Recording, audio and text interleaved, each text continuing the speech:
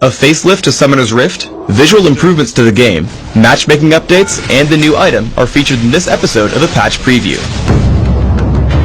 I'm Freak and I'll be your host for the show, introducing the various topics in this episode. For design input, we've recruited Morello, the lead champion designer. We're updating the look of Summoner's Rift. While we're hoping all of our players will like the new look of the map, the update is even more significant for players who use low or very low settings.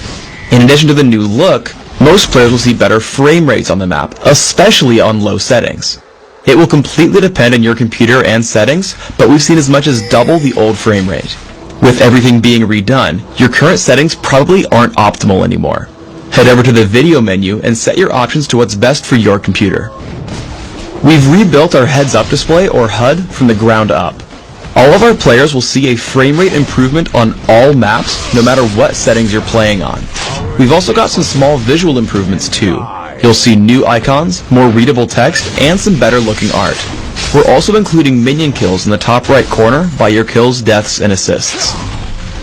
In addition to the updates with Summoner's Rift and the HUD, we're giving Ash a visual upgrade, complete with model, animations, particles, splash art, and voiceover.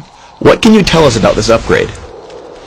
At the end of the day, we're players too, and when we log in and see some of these, older art assets that don't meet our quality standards today, we want to go back and fix that. This is something you guys have seen before with characters like Kale's model rework and Gangplank's visual overhaul, and it's something you'll continue to see in the future with our older characters.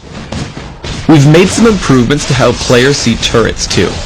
Unless we are trying to hide information like with the Fog of War, the game should always inform players of everything going on so they can make quick decisions.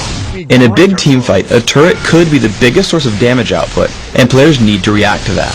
So, we're giving them the cues they need to make attack or retreat decisions. Now, whenever a turret targets a player,